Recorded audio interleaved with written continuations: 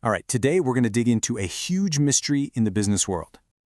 You ever see this happen? A company comes out with a brilliant product, a total game changer, and it just fizzles out. Meanwhile, a similar idea from another company completely takes off. So what's the deal? What's that hidden variable? Well, it turns out the answer isn't just about the idea itself. It's about the world that idea is born into. It's all about what we could call the full success equation. Here's a great way to think about it. An amazing idea? That's like a seed. But, a seed can't grow on its own, right? It needs the right stuff around it. Good soil, some sunshine, a little water. Without all that, even the best seed in the world is just not going to sprout. So, in the business world, that soil, sunlight, and water has a name. We call it the business environment. And let me tell you, understanding this is, well, it's everything. It's absolutely critical if you want a venture to survive, let alone thrive. Okay, so what is it exactly? Well, as our source material defines it, it's basically all the factors, both inside and outside a company, that affect its journey.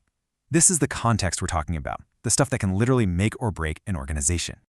Let's break that down a bit. We're talking about the big picture forces, Like, what's the economy doing? What new tech is just around the corner? How stable is the political situation? What are people starting to care about in society? These are like huge ocean currents that every single business has to navigate. But it's not just one big thing. To really get a handle on it, you've got to split it into two. There are the forces outside the company's walls, and then there are the forces working within them.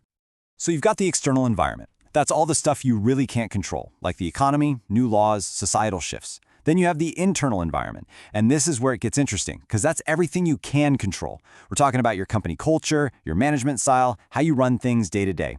The real secret sauce is mastering your internal world so you can react to what's happening in the external world.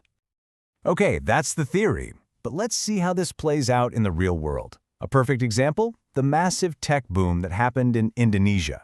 It's just a fantastic case study of what happens when all those external factors line up just right for one industry.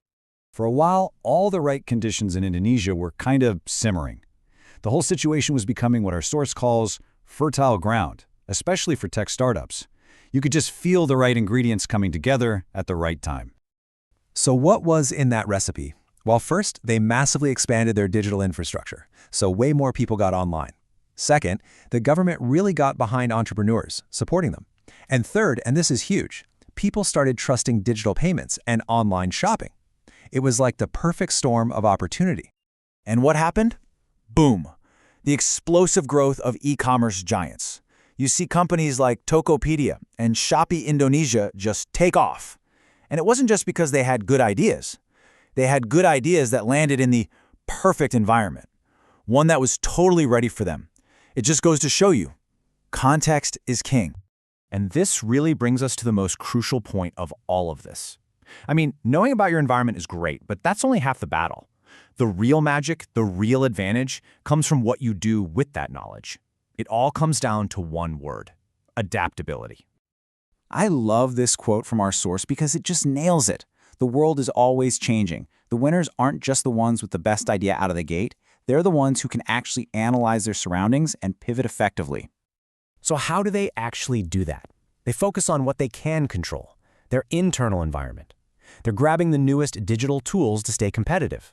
They're building sustainable practices because they see that's what society values now. They're being transparent to build trust. They're adapting from the inside out. So, the big takeaway here is this. A great idea is just the starting line. It is not the finish line. Real lasting success comes from deeply understanding the world you're operating in and being nimble enough to change right along with it. Which kind of leaves us with one final big question to chew on, right? If you look at the world today, at all the shifts in technology, in society, and the economy, where is the next fertile ground being prepared? What's going to be the next big boom? And more importantly, who's going to be ready for it?